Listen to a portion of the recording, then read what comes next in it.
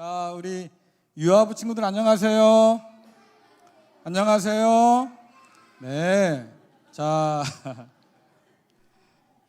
따라해 봅시다. 목사님 따라하세요. 나는 위대하신 하나님의 자랑스러운 자녀입니다. 내가 보니까 입이 없는 친구가 있는 것 같아. 다시 한번 해볼 거예요. 나는 위대하신 하나님의 무슨 자녀라고요? 니네 그러면 안 되잖아. 무슨 자녀라고요? 네, 맞아요. 사랑받는 자녀예요. 위대한 자녀고요. 자, 오늘 어른들과 함께 여러분들이 예배드리죠. 네, 왜 여기서 예배드릴까? 맞았어요. 네, 우리 어른들이 여러분들을 사랑해서 함께 예배드리기로 했어요. 자, 오늘은 목사님이 여러분께 질문 몇 가지 드릴게요. 자, 깨끗한 그릇이 있고 더러운 그릇이 있는데 여러분들이 뭘 담아서 먹으려고 그래. 그러면 깨끗한 그릇에 담아 먹을 거예요? 더러운 그릇에 담아 먹을 거예요?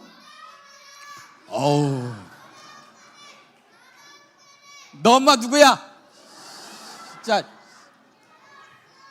자, 여러분은 깨끗한 그릇에 먹을 거지요? 여기가 착한 애들이 많은가 보네. 네 엄마 누구냐? 다시 한번 물어볼 거예요. 자, 깨끗한 그릇, 더러운 그릇. 그렇지. 자, 그러면 질문을 두 번째 드릴 거예요. 자, 그러면 깨끗한 그릇에 담아 먹을 건데, 그치? 기왕에 담아 먹을 거면 큰 그릇에 먹을까? 작은 그릇에 먹을까? 그건 큰 그릇이야.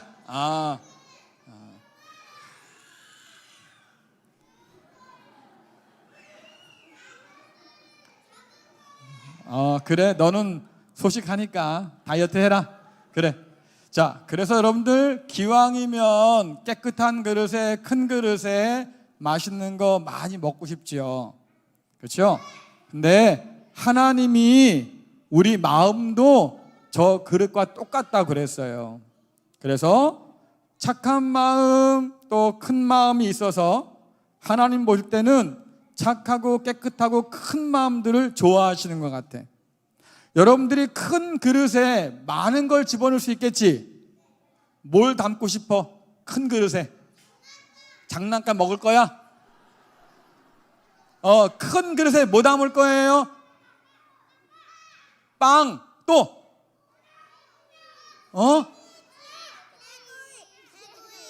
개구리를 먹는데, 야, 또? 알았어. 뭐 먹어? 쿠키. 그래요. 맞아요. 자, 이제 알았어. 이제 그만. 자, 그래서 좋은 그릇에, 깨끗한 그릇에, 큰 그릇에 우리 친구들은 좋아하는 쿠키도 담고 샌드위치도 담고 어떤 친구는 개구리 뒷다리도 담고. 네, 좋아요. 자, 그런데 우리 마음이, 만약에 우리 마음이 그릇이라고 하면 우리 마음에 뭘 담을까? 누구야? 어떤 친구가 그랬어. 사랑. 또?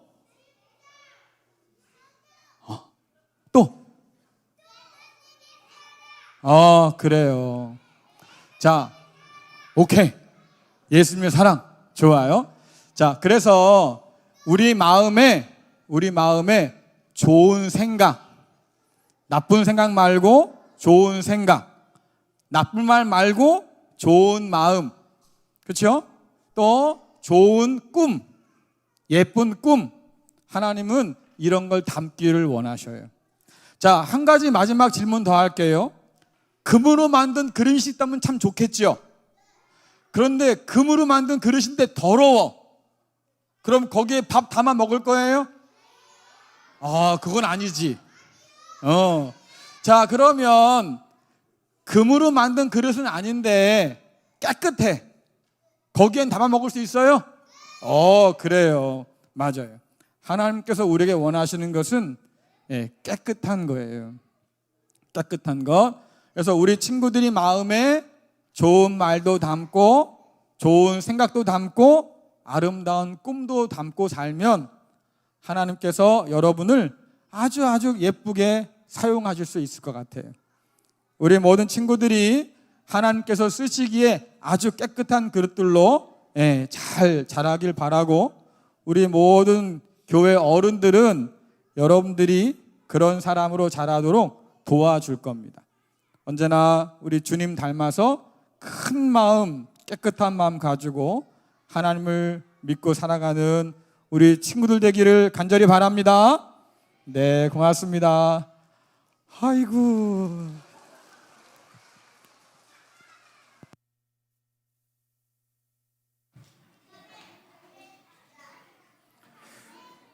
이래서 제가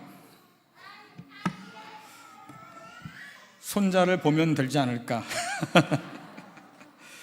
자, 이어서 세례식 하겠습니다. 사랑하는 성도 여러분, 우리는 주님께서 친히 세우신 세례를 통하여 그리스도와 한 몸이 되고 거룩한 교회의 성도가 됩니다. 그 은혜로 인하여 우리는 영생을 누립니다. 이제 예수 그리스도의 명령에 따라서 거룩한 은총의 세례를 거행하고자 합니다. 당회 성기께서는 유아 세례자 호명해 주시기 바랍니다. 2024년 어린이 주일 유아 세례식을 진행하겠습니다. 유아 세례임을 호소할 때 부모님들은 앞으로 나와 주시기 바랍니다. 윤이든, 안수현, 한은찬 총 3명입니다.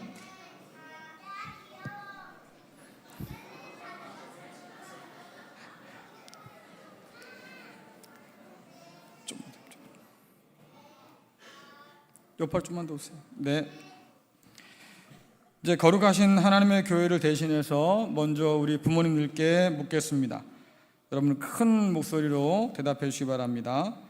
여러분은 여러분의 자녀가 하나님의 자녀요 예수 그리스도의 신실한 제자로 성령의 열매를 맺도록 양육하기 위해 여러분의 욕망과 자만의 덫과 돈을 사랑하는 것과 권력과 폭력에 지배당하는 것을 거절하겠습니까? 네, 안 됩니다. 거절하시겠습니까? 여러분은 여러분의 자녀가 세례받기 원하는 이 자리에서 예수 그리스도를 주로 고백하며 그분만을 신뢰하고 전심으로 그분을 섬길 것을 약속하겠습니까? 여러분은 여러분의 자녀를 그리스도 안에서 믿음으로 양육하고 신앙의 모범을 보이며 이들이 참다운 하나님의 자녀로 성장하도록 도울 것을 약속하겠습니까? 기도하겠습니다. 생명의 주가 되신 하나님, 이 시간 성령을 보내셔서 이 세례수를 거룩하게 구별하여 주옵소서. 그리하여 이 세례수가 구원과 부활의 셈이 되게 하여 주옵소서. 이 세례수로 씻김받는 모든 이의 죄가 사라지게 하시고 그들을 새로운 생명으로 일으켜 주옵소서. 아멘.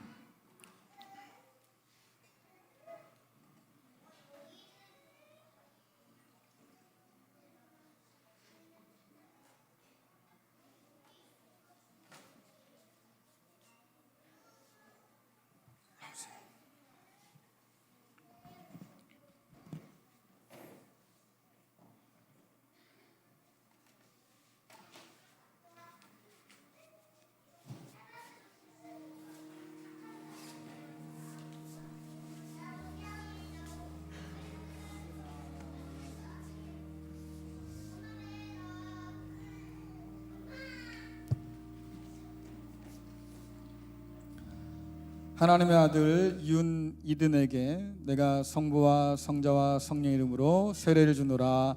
아멘.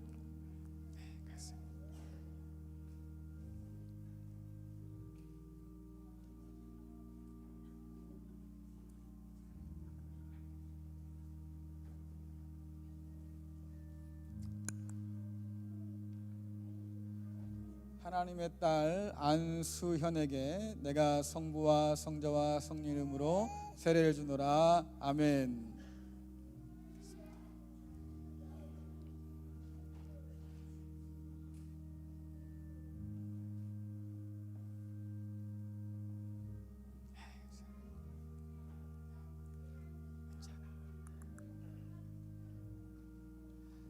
하나님의 아들 한은찬에게 내가 성부와 성자와 성령 이름으로 세례를 주노라. 아멘.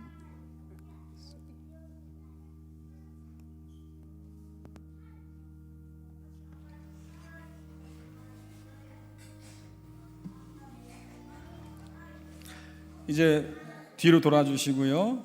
우리 성도 여러분들 자리에 일어나시기 바랍니다.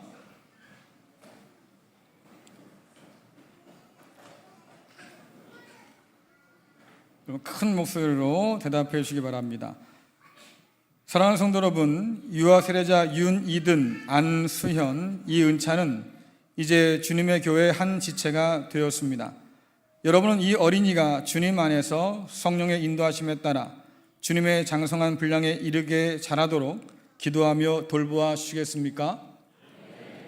돌보아 주시겠습니까? 선포합니다. 오늘 세례받은 윤이든, 안수현, 이은찬은 한국 기독교 장로회 양평 장로교회의 유아 세례 교인이 된 것을 성부와 성자와 성령 이름으로 선포합니다. 아멘. 다 함께 우리 공동으로 기도드리겠습니다. 자비하신 하나님, 감사와 찬양과 영광을 돌립니다. 성도의 가정에 귀한 자녀를 주셨고 부모로 하여금 그들의 자녀들의 신앙을 위하여 힘쓰게 하심을 감사드립니다. 오늘 세례받은 어린이 위에 하나님의 축복과 보호하심이 항상 함께 하셔서 모든 위험과 시험에 빠지지 않게 하시고 하나님과 사람 앞에 사랑받는 자녀로 자라게 하여 주옵소서. 예수님의 이름으로 기도드립니다. 아멘. 자리에 앉으시기 바랍니다. 이제 저를 봐주세요. 네, 세례증서 수염이 환영 있겠습니다. 세례증서 수여 있겠습니다. 호명할 때 부모님들은 앞으로 나와주시기 바랍니다. 윤이든, 2023-1호 이름 윤이든, 위의 사람은 2023년 5월 7일 성부와 성자와 성령 이름으로 세례를 받고 본 교회의 유아 세례 교인이 되었음을 증명합니다. 2023년 5월 7일 양평 장로교회 집내 김진 목사. 자, 이름 안수현. 제 2023-025 이름 안수현. 내용은 이와 같습니다. 그다음 한은찬 2023-035 이름 한은찬. 내용은 이와 같습니다.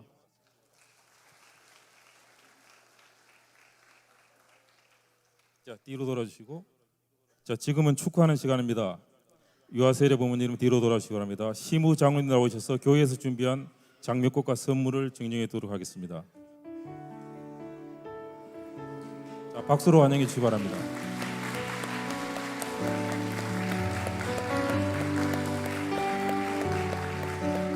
자, 다음으로 가족 및 구역원들이 준비한 꽃다발 증정해 주겠습니다. 준비하신 분들은 지금 전달해 주시면 감사하겠습니다.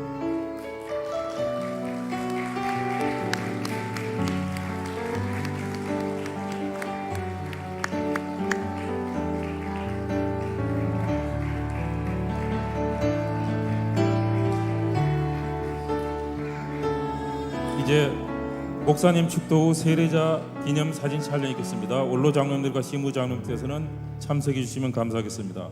이상으로 세례 시작을 마치도록 하겠습니다. 감사합니다. 네. 잠깐만요. 우리 유아부 아이들 다 나오세요. 거기서 서 계시고요. 다 나오세요. 앞으로 나와요. 네. 앞으로 오세요.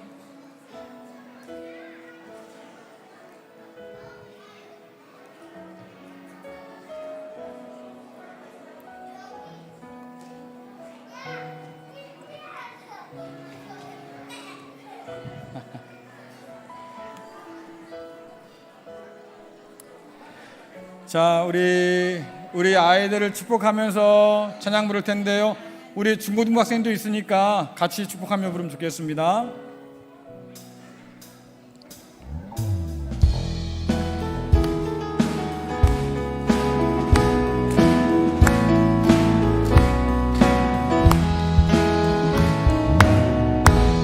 하나님의 사랑이 당신의 삶 가운데 가득하기를 축복합니다.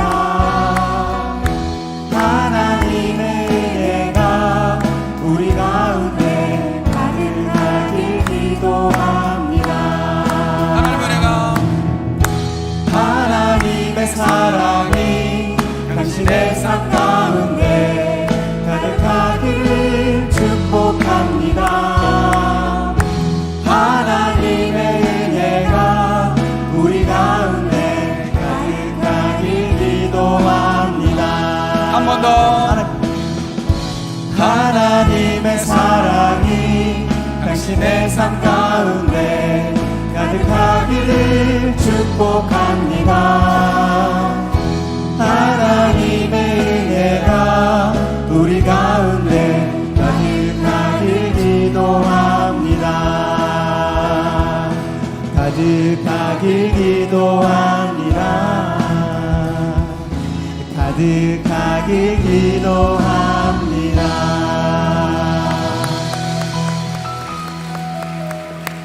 잠깐 기도하고 나가겠습니다. 어린아이를 사랑하시는 하나님 아버지, 어린이날을 맞아 어른과 함께 예배드린 우리 모든 어린이들에게 하나님을 닮은 마음을 주셔서 깨끗하고 넓은 마음에 깨끗한 말과 좋은 생각과 아름다운 꿈을 담을 수 있도록 도와주옵소서. 그래서 하나님을 사랑하고 친구를 도와주는 깨끗하고 넓은 마음 가진 하나님의 자녀로 자라도록 인도하여 주옵소서. 예수님의 이름으로 기도드리옵나이다. 아멘. 이제 퇴장합니다. 여러분 큰 박수로 축복해 주기 바랍니다.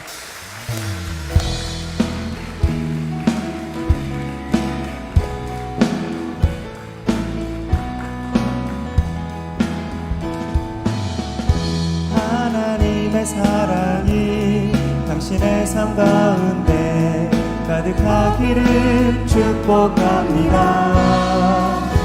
하나님의 은혜가 우리 가운데 가득하길 기도합니다.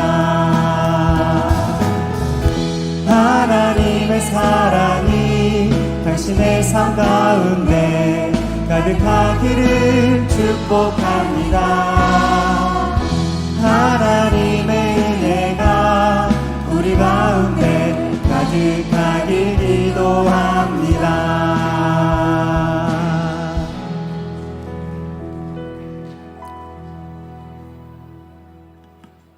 좋지요? 좋지요?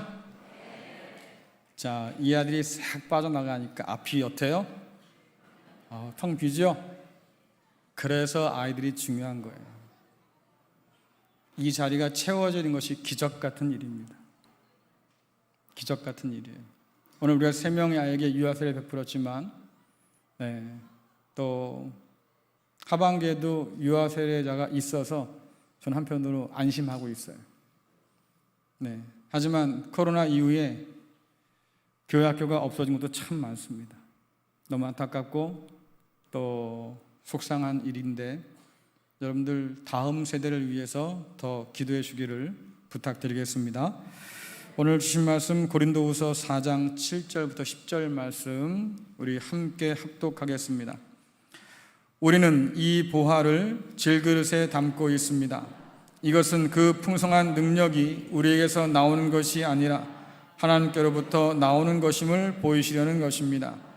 우리는 사방에서 압박을 받아도 눌리지 않으며 난처한 일에 빠져도 절망하지 않습니다. 핍박을 당해도 버림을 받지 아니하고 매를 맞아도 넘어져도 망하지 않습니다.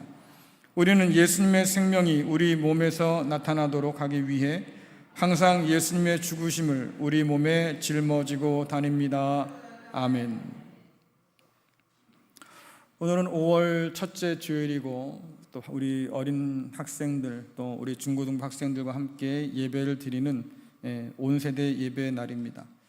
특별히 교회는 오늘을 어린이 또 청소년 주일로 지키지요. 여러분 오시다 본 것처럼 그래서 마당에 잔치를 벌여놓고 함께 즐기고 있는 자녀들을 보았을 거예요. 오늘은 그래서 우리의 자녀를 생각하는 날이기도 하겠지만 뒤집어 생각하면 그들의 부모인 우리 자신을 돌아보는 날이기도 합니다. 부모인 우리는 자녀를 위해서 늘 최선을 다한다고 하지만 참 이상해요. 되돌아보면 미안함과 부족함에 반성하게 되는 경우가 더 많습니다. 전 그랬어요. 아니 왜 부모님들이 그렇게 자녀들에게 내가 미안하다 이 말을 할까? 그렇게 고생하고 키웠으면 감사할 것은 오히려 자녀들이 아닐까? 근데 여러분들 제가 이 나이 되고 보니까 그 말이 무슨 뜻인지 이해가 되더라고요. 열심히 살았고 애를 써 키웠지만 여전히 부족했구나. 그래서 좀 더 미안함이 남는 것 같아요. 어제나 오늘이나 여러분들 부모로 사는 것은 참 힘겨운 일인데 그런 부모 밑에 사는 우리의 자녀들도 힘들겠지요. 부모가 힘드니까 자녀도 힘든 게 맞아요. 오늘 한 번쯤은 자녀들에게 그런 말 하면 좋겠습니다. 부족한 부모와 사느라고 너희가 참 고생이 많다. 잘해주려고 늘 그랬는데 오히려 미안한 게 더 많았네. 그래도 이렇게 예쁘게 잘 자라줘서 너무너무 고맙다. 여러분 이런 얘기로 한번 자녀들에게 고백해보는 게 어때요? 야, 내가 널 낳고 미역국 먹었거든. 내 배 아파서 낳았거든. 네가 나한테 고맙다고 얘기해야지. 뭐 이러지 말고 생각해보면 말입니다. 우리가 자녀를 키우면서 미안한 것도 많지만 그 자녀들로부터 얻는 기쁨도 굉장했잖아요. 그렇죠? 그러니 고맙다고 말하는 게 맞을 것 같아요. 자, 오늘날 부모의 가장 큰 걱정이 뭘까? 한 조사에 따르면 부모들이 아들에게는요 뛰어난 사회성을 기대한다고 합니다. 딸에게는 좋은 외모와 성격을 기대한다고 해요. 뭔가 좀 많이 바뀌었지요. 우리 아이가 좋은 성적을 얻길 바라고요. 좋은 대학 가면 좋겠고요. 그래서 좋은 직장에 취직하면 내가 소원이 없겠습니다. 거짓말도 참 잘하지. 그렇게 되면 또 다른 소원이 있을 테니까 어쨌든 부모 마음은 자녀들에게 그런데 좀 바뀌어서 말입니다. 아들은 뛰어난 사회성을, 딸은 좋은 외모와 성격을 갖추면 참 좋겠다. 왜 그럴까?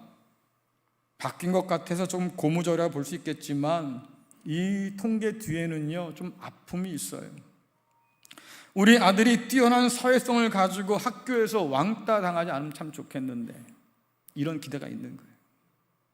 우리 딸아이가 말입니다. 좋은 외모와 성격을 가지고 있어서 학교 폭력에서 말입니다. 시달리지 않으면 좋겠는데 이런 마음이 있는 거예요. 우리 친구들 가운데 혹시라도 누구 괴롭히는 사람 있어요? 큰일 나요. 하지 마세요. 하나님 믿는 사람은 그러면 안 돼. 오히려 따돌림을 당하는 아이들 편에 서서 도와주고 친구가 되어주는 사람이 예수를 잘 믿는 사람이에요. 더군다나 이런 통계는요 여러분들 반드시 현실에 반영되는 것은 아니어서 재밌는 것은 뭐냐면 이런데도 불구하고 부모들의 사교육비는 점점 더 증가해요. 왜 그럴까? 좋은 성품과 또한 좋은 관계를 원하는 사람들인데 왜 사교육비는 점점 더 증가할까? 부모들 마음 가운데 지금 잘못된 공식이 딱 잡혀 있는 거지요. 사회적으로 인정받고 좋은 인간관계를 유지하려고 하면 좋은 성적과 좋은 대학과 좋은 직장이 필수라고 생각하는 세상 생각에 우리가 암묵적으로 지금 동의하고 있기 때문에 그런 거예요. 그래서 요즘 부모는 말입니다. 그 어느 때보다도 자녀들의 가치를 높이는 일에 집중한다고 그래요. 어릴 때부터 말입니다. 아이의 삶을 부모가 다 계획해놔. 유치원 들어가면 넌 뭘 배워야 되고 어떤 스펙을 쌓아야 되고, 초등학교 들어가면 넌 무슨 시험 봐야 되고 뭘 따놔야 되고, 중학교 올라가면 고등학교 올라가면, 그리고 그 계획에 자기 아이를 집어넣고 말이죠. 이게 바로 성공을 위한 로드맵이니까 너는 잔말 말고 따라와, 이렇게 말하고 있지요. 다 너의 행복을 위한 일이야 라고 그렇게 말합니다. 어릴 때부터 말이죠. 적성을 왜 검사합니까? 전 지금도 이해가 안 되는데 적성을 검사해요. 그래서 말입니다. 내 기질은 이렇고 이런 쪽에 뭔가 좀 적합한 것 같아. 그래서 적성에 맞는 직업군을 만들어 놓고요, 그 중에 하나 고르라고, 이게 바로 네 미래의 직업이라고, 넌 그거 가지고 먹고 살면 된다고 부모들은 그러고 있지요. 심지어 제가 요즘 들은 말 가운데 하나는 뭐가 있냐면, 대학생 자녀를 둔 부모들이 말이죠, 자녀의 학점 관리를 위해서 자녀의 대학 숙제를 대신해 준대요. 이게 참 한심한 노릇인데, 여러분, 이게 우리 현실 가운데 일부분이라고 하는 거예요. 왜 그럴까? 왜 부모가 나서서 말입니다, 학점 관리까지 해줍니까? 그래요. 학점 관리 잘해서 연봉 높은 직장, 좋은 직장 들어가서 말입니다, 성공한 삶을 살기를 원하는 거지요. 그러다 보니까 그런데 가려고 하면 내 가치를 높여놔야 돼, 이런 생각을 가지고 달달 볶고 있는 거예요. 또 그런 곳에 가 있으면 자녀들도 마찬가지입니다. 자녀들도 시달려요. 왜? 여러분들, 그 정도 연봉에 그 정도 높이를 고수하려고 하면 자기 가치를 드러내고 인정받아야 되잖아요. 근데 여러분들, 세상엔요 너무나 뛰어난 사람이 많거든요. 내가 이만큼 올라오면요 후배는 이만큼 올라와요. 그러니 그걸 감당할 수가 있어야지. 그러니까 언제나 남보다 앞서가고 자기를 증명해야 한다는 강박에 시달리면서 자녀가 살 수밖에 없어요. 그러니까 젊은 나이에 우울증에 걸리고, 젊은 나이에 방구석으로 숨어들고, 다 우리가 만들어낸 현실이에요. 여러분, 세상이 사람에게 가치를 매길 때는요, 이용 가치가 얼마나 되느냐를 가지고 매깁니다. 내가 당신을 채용할 텐데 우리 회사에 당신이 얼마만큼의 이익을 갖다 줄 수 있을까? 여러분들, 이용 가치를 따지잖아요. 우리 사회가 사람의 가치를 돈으로 환산하는 일에 익숙하기 때문에 일어나는 일들이에요. 우리는 사람을 사람으로 보지 않는 시대를 살고 있어요. 그러다 보니까 아까 봤던 그 꼬마 아이들 있지요? 이런 애들이 모여서 뭐라 그러는 줄 아십니까? 니네 아파트 몇 평이야? 어디 살아? 얼마쯤 되지? 그래서 비슷하면 친구고요, 비슷하지 않으면 친구가 안 된대. 그게 요즘 시대라고. 더 황당한 게 뭔지 아세요? 엄마가 그걸 부추겨요. 야, 걔네 아파트 별로랜다, 거기 놀면 안 돼. 이 자리도 있을지도 몰라 진짜. 심지어 옆에 아파트 애들이 우리 아파트 놀이터로 놀러 오면 어떡합니까? 길을 막아버린대. 세상에나. 제발 그러지 말자고요. 여기 그런 분들 계시면 회개하세요. 그런다고 하나님 믿는다고 그러지 말고, 제발 부탁입니다. 그건 하나님께서 보시기에 좋은 일이 아니잖아요. 왜 그렇게 살아? 근데 이런 일들이 지금도 우리 삶 가운데 벌어져요.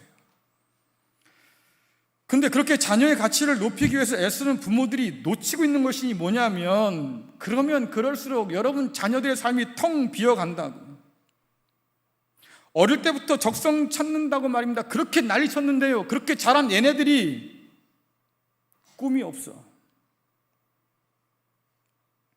얘네 윗세대의 청년들 꿈이 없어요. 물어봤어요 제가. 꿈이 뭐냐? 너 뭐 되고 싶어? 꿈이 없어요. 그냥 그래서 그래도 공부는 하고, 그래도 대학은 가고, 그래도 뭐는 하고, 근데 꿈이 없어요. 왜 그럴까 도대체? 어릴 때부터 그렇게 꿈을 찾아준다고 부모들은 쌩 난리를 쳤는데 말입니다, 왜 정작 자녀들은 꿈이 없다고 그럴까요? 그게 여러분들의 꿈이었잖아요. 부모들이 정해준 거잖아요. 그러니까 이 아이들은 자기 꿈이 아닌 거예요. 엄마가 하라니까 하는 거고 아빠가 하라니까 하는 거지. 그러니까 공허하기 시작해. 공부를 해도 공허하고 학교를 가도 재미없고. 재밌는 건 뭐예요? 그냥 게임밖에 없는 거예요. 왜? 내 마음대로 되는 게 그거밖에 없어. 하다 그만두고 싶으면 그냥 끄면 되고, 다시 하고 싶으면 다시 키면 되고, 그렇잖아요. 손바닥에 있는 핸드폰 가지고 하루 종일 주무르고 앉아 있어도 말입니다. 내 마음대로 할 수 있는 건 그밖에 없는 거예요. 그러니까 아이들이 거기에 빠져 살아요. 꿈이 없어? 그럼 찾아야지요. 근데 찾지도 못해. 왜? 지금까지 부모가 일일이 다 챙겨준 탓에 아이들이 수동적으로 길들여 버렸어요.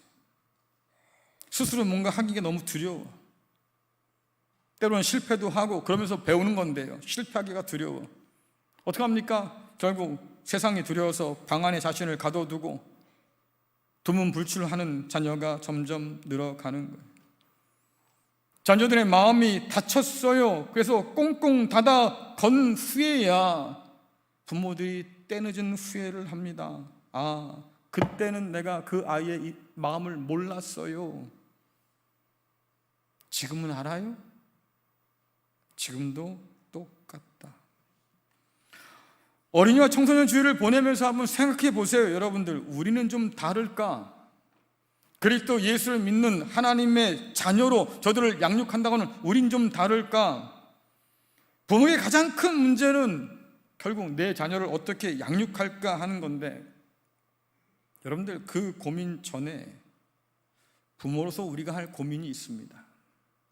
나는 우리 자녀들에게 어떤 부모가 될까? 한 번은 우리가 질문해야 된다 하는 얘기예요. 성경은 이런 우리에게 잠언의 말씀으로 권면하지요. 여러분들, 잠언 22장 6절 말씀 읽겠습니다. 시작. 아이에게 올바른 길을 가르쳐라. 그러면 늙어서도 그 길을 떠나지 않을 것이다. 아멘. 그래요. 아이가 학원도 가고 학교도 가고 이것저것 배울 수 있겠지요. 근데 여러분들 한번 생각해 보세요. 아이가 늙어도 떠나지 않을 수 있는 올바른 길, 개역 성경으로 따진다고 하면 마땅히 행할 길들을 가르쳐 주라고 하는데, 이 말씀은 아이들에게 평생 직장을 만들어 주란 뜻이 아니에요. 아이들이 살아가면서 말입니다, 삶의 가치와 방향을 가르쳐 주라, 그 말이에요. 그것을 가르쳐 주어야 이 아이들이 방황하지 않고 평생을 그것을 붙들고 산다는 뜻이겠지요. 잠언이 우리에게 가르치는 올바른 길, 마땅한 길이 도대체 뭘까? 하나님을 경외하며 사는 지혜, 하나님을 예배하는 사람으로 서는 지혜, 그 어떤 삶 속에서도 하나님을 놓지 않는 그런 지혜를 가르쳐 주라, 그 말이에요. 우리 자녀들의 삶 가운데 정말 필요한 것은 여러분, 스펙보다 사실은 하나님 손에 그들의 인생이 있다는 생각이죠. 하나님께서 나를 붙들고 계실 거야. 하나님께 나를 인도해 주실 거야. 세상이 아무리 힘들고 어려워도 내가 살도록 오늘 나를 붙들어 줄 거야. 이 믿음 심어주라, 그 말이에요. 그것이 부모에게 주어진 몫이라고 성경은 말합니다. 여러분, 생각해 보면 세상이 원하는 스펙과 실력이라고 하는 것은 언제나 더 뛰어난 사람이 있기 마련이고요, 그 더 뛰어난 사람이 등장하면 내가 가진 모든 것이 무용지물이 되는 거예요. 이용 가치가 점점 더 줄어들기 시작하면 그 자랑하던 연봉도 점점 낮아질 수밖에 없겠고요. 어디 연봉만 낮아지겠습니까? 그 자리도 내려올 수밖에 없는 거잖아요. 그거 가지고 세상을 산다고요? 한계가 금방 보일 거예요. 어느 수준 이상으로 올라가지 못하면 결국 도태될 수밖에 없는 그런 경쟁 속으로 자녀들을 밀어넣고 있는 거지요. 그러다 보니까 어떤 일이 벌어집니까? 한때 잘 나갔던 삶도 세상이 정한 그 가치를 잃어버리기 시작하면 그 순간 깊은 좌절로 떨어지고 마는 거예요. 그리고 할 수 있는 얘기가 뭐 있습니까? 내가 옛날에 말이야, 내가 예전에 나 때는 말이지. 그게 무슨 소용이 있어요 지금? 왜? 내가 점점 작고 초라해진다는 것을 인정하기 싫으니까 결국 좋았던 그때에 매달려 사는데, 여러분, 그것을 우리는 별로 그렇게 좋아하지 않고 환영하지 않는다 그 말이에요. 왜 이렇게 되었을까? 세상이 바라보는 눈으로 자기를 바라보고 있기 때문에 그래요.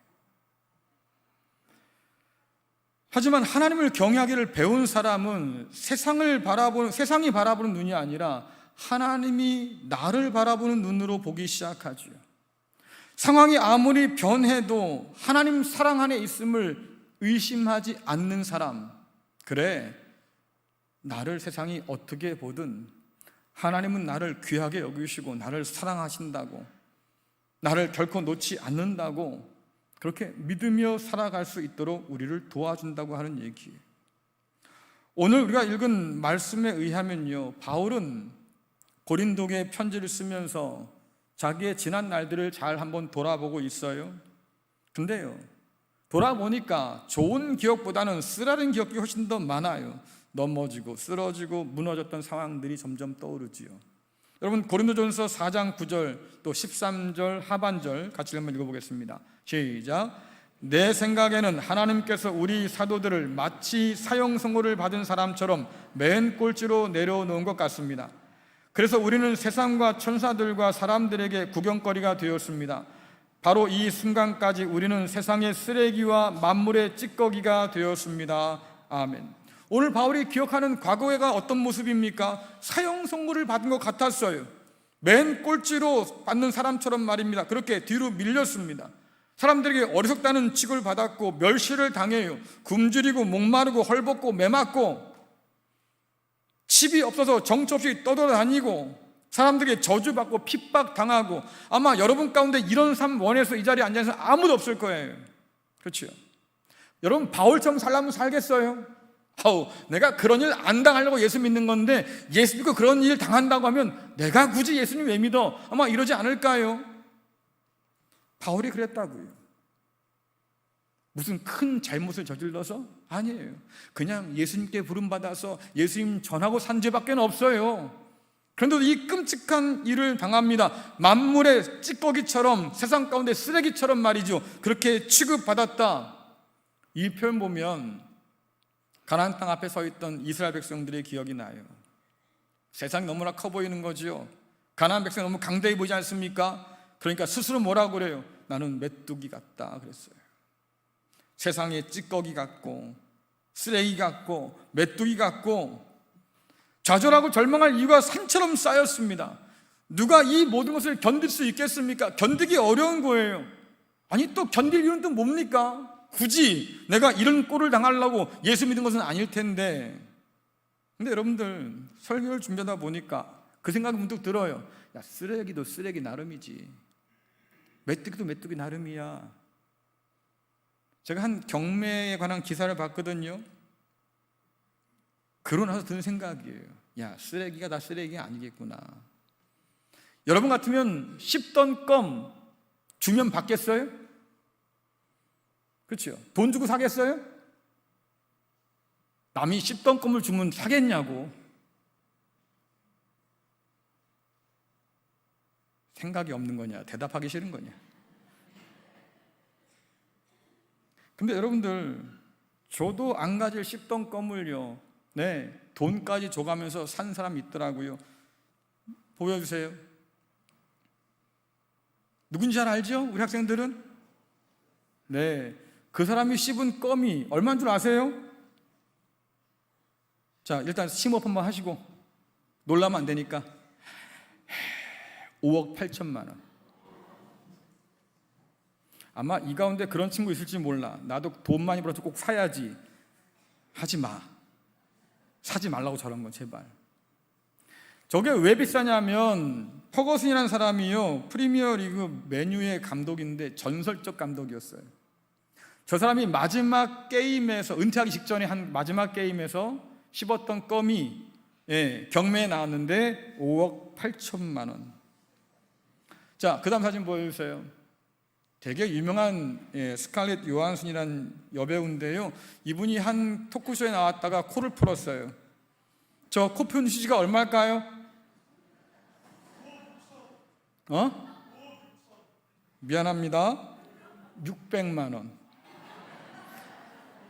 아까 5억 8천만 원 들으니까 뭐 이게 별거 아닌 것처럼 보이는데 600만 원? 엄청난 거잖아요. 보세요. 또 보여주세요. 이 친구는 원디렉션, 뭐 가수라고 그래요. 제법 유명한 가수인데요. 지금 뭐 먹고 있지요? 샌드위치 먹고 있잖아요. 저걸 먹다가 남겼어요. 그 남긴 걸 얼마에 팔았을까요? 여러분 거 사라고 안 할 테니까 불러보라고요. 얼마? 1억. 1억이라고. 그 다음에 유명한 팝 가수 브리튼인데요. 저분이 가끔 기행을 저질러요. 그래서 머리를 박박 밀었대. 그 박박 민 머리카락을 싹 모아가지고 얼마에? 미안합니다. 14억. 이게 정상이야. 이게 정상이라고. 근데 이거를 사가지고 애지중지한 사람도 있다고 하는 거 참 이해하기 어려워요. 자, 질문 하나 던지겠습니다. 여러분, 제가 씹던 껌이나 코푼 휴지 판다면 여러분 살 거예요, 안 살 거예요? 안 사요? 한 명이도 있어야지. 당신은 사야 될 거 아니에요. 우리 집사람도 안 산대. 그래요. 삶은 호박에 이도 안 들어갈 소리지. 어림도 없다는 거 압니다. 아마 제가 판다고 그러면 여러분 그럴 거예요. 정신 나간 목사 같아. 아무래도 바꿀 때가 된 것 같지? 근데 한번 생각해 보세요. 그렇다면 왜 저 씹던 껌, 코푼 휴지, 먹다 남긴 샌드위치 조각, 아니면 밀어버린 그 머리카락 왜 중요한 거예요? 왜 그만한 값이 나갈까요? 왜? 결국 누가 씹던 껌이냐, 그렇죠? 누가 코푼 휴지냐, 누구 머리카락이냐, 누가 먹다 남긴 샌드위치냐, 결국 누가, 이게 중요한 거잖아요. 누구의 소유였냐 하는 거죠. 바울이 고린도 교회에 두 번째 편지를 쓸 때도 여러분 나아진 것은 하나도 없었어요. 여전히 버린 찌꺼기처럼 쓰레기처럼 그렇게 취급받았지요. 말씀 보겠습니다. 고린도후서 4장 8절에서 9절 말씀 읽습니다. 시작. 우리는 사방에서 압박을 받아도 눌리지 않으며 난처한 일에 빠져도 절망하지 않습니다. 핍박을 당해도 버림을 받지 아니하고 매를 맞아 넘어져도 망하지 않습니다. 아멘. 살인적인 스트레스를 유발하는 압력이 사방에서 밀려와요. 절망에 빠질 만한 난처한 일들을 겪고 산다고 말합니다. 핍박을 받고 매를 맞아요. 그런데 뭐라 그럽니까? 그 압력을 이겨내요. 절망에 빠지지 않아요. 망한다고 한 것처럼 보이지만 다시 일어선다고 오늘 바울이 말해요. 어떻게 이럴 수 있을까? 세상이 어떻게 변하든 변하지 않는 단 하나의 사실을 그가 붙들고 있기 때문이에요. 고린도후서 4장 7절 말씀 같이 읽겠습니다. 시작. 우리는 이 보화를 질그릇에 담고 있습니다. 이것은 그 풍성한 능력이 우리에게서 나오는 것이 아니라 하나님께로부터 나오는 것임을 보이시려는 것입니다. 아멘. 바울은 자신이 보잘것없는 질그릇에 불과하다는 사실을 지금 인정합니다. 근데 그것 때문에 실망하거나 무너지지 않고 낙심하지 않아요. 질그릇이 어때서? 왜? 내 안에 보화를 품었다 그 말이에요. 바울이 품은 그 보화가 뭡니까? 하나님의 영광의 빛이신 예수 그리스도를 그는 믿음으로 주로 받아들이고 고백한 사람이에요. 그 주님은 누구예요? 십자가에서 죽으시고 그 죽음을 이기시고 부활하신 우리 주님이잖아요. 그 주님께서 지금 함께 하셔서 보화가 되셔서 우리 가운데 계신다고 하시니 세상 가운데 쓰레기 취급받고 찌꺼기라 조롱받아도 낙심하지 않는다 그 말이에요. 내가 보기에도 야, 난 질그릇 같아, 메뚜기 같아, 그래도 주저앉지 않는다 그 말이에요. 질그릇이 아닌 그 안에 담긴 보화를 바라보기 때문에 세상의 평가에 주눅들지 않고 오히려 담대할 줄 알아요. 질그릇 같은 내게 세상을 이기고도 남을 그 힘을 주신 분이 누굽니까? 하나님께서 우리와 함께 하셔서 우리의 보화가 되어 주시니 그 능력을 누리며 살 수 있다고 하는 거죠. 여러분께 한번 여쭤보겠습니다. 여러분의 자녀들에게 여러분은 무엇을 가르칩니까? 그 아이가 평생 잃지 않고 떠나지 않고 붙들 수 있는 그런 참된 가치를 가르쳐주고 있느냐 그 말이에요. 같은 질그릇이라 해도 보화를 품은 질그릇은 결국 다를 수밖에 없어요. 왜? 사람은 그 속에 무엇을 품고 사냐가 정말로 중요하니까. 두려운 세상을 견디고 이길 힘은 여러분 실력과 스펙에서 나오지 않아요. 그것은 때가 되면 다 꺾여질 겁니다. 하지만 쓸모없는 사람이라는 세상의 조롱 앞에서도 당당하게 자기의 사명을 따라서 살아갈 수 있는 힘은 우리 안에 있는 보화에서 나오는 거예요. 그러니 여러분들 자녀에게 보화를 품은 질그릇으로 살도록 가르쳐 주셔야지. 하나님을 경외하며 사는 사람이야말로 메뚜기가 거인을 이길 수 있는 사람인 거예요. 버림받은 쓰레기가 세상의 가치를 뒤집을 수 있는 까닭이 무엇입니까? 우리 가운데 보화가 되신 주님께서 함께 하시기 때문이죠. 믿음의 부모가 반드시 해야 할 일은 질그릇 같은 여러분의 자녀가 하나님 품고 살도록 도와주는 것. 오늘 세례받은 분들이 계셨는데 문답 때 물어봤어요. 아니 왜 아이에게 세례를 주려고 하십니까? 엄마가 그러더라고요. 제 믿음이 그렇게 크진 않아요. 작지요. 그래도 이 믿음이 우리 아이에게 잘 전해지면 좋겠어요. 그래요. 문답하는데 한 장로님이 그럽니다. 신방 다녀보니까요 권사님들이요 끌탕하면서 한숨을 쉬더래요. 왜요? 기도 제목이 하나 있는데 뭡니까? 다른 건 다 상관없는데 우리 자녀가 예수님께 다시 돌아오면 좋겠어요. 그분이 그럽니다. 어릴 땐 잘 믿었는데요 이상하게 크면서 교회를 떠나서 교회에 안 나와요. 제가 눈 감기 전까지는 교회 와서 함께 예배 드리면 좋겠어요. 제가 우리 교회에서 치른 장례가 얼마인 줄 아십니까? 그런데 그 기도대로 이루어지지 못해서 눈물 흘리며 눈 감은 분이 한둘이 아니에요. 이게 오늘 현실이에요. 앞에 우리 친구들 지금 앉아있지요? 여러분들 지금 잘 보내야 돼요. 지금 잘 보내야 돼요. 그래야 조금 더 커도 하나님 믿고 살 수 있지. 그렇지 않으면 아마 몇 년 후에 여러분을 이 자리에서 보지 못할 수도 있어요. 이게 얼마나 안타까운 일입니까? 그러니까 여러분 지금 볼 수 있을 때 잘해줘요. 교회가 할 일은 바로 거기에 있는 거예요. 하나님은 그렇게 자기를 경외하는 사람에게 약속한 것이 있는데 내가 성령으로 도장을 찍어놨다 이렇게 말씀하셔요.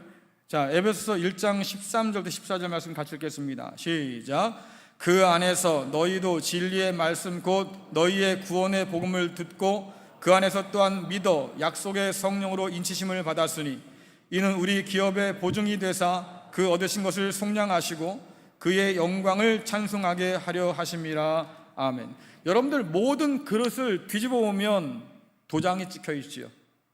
그렇죠? 어느 제품이다 내지는 유명한 그릇일수록 도공의 도장이 찍혀 있습니다. 내 작품이야. 이것을 모사해서 말입니다. 만든 것들이 많아요. 짝퉁들이 많지요. 근데 같은 것이라 보인다 할지라도 뒤에 도장이 있는 것과 없는 것은 값이 달라요. 그만큼 차이가 난다. 하나님께서 우리 가운데 성령을 보내주셔서 우리에게 도장을 찍어놨다고 성경은 말합니다. 그 도장을 왜 찍어놨겠어요? 내 거야 라는 표시예요.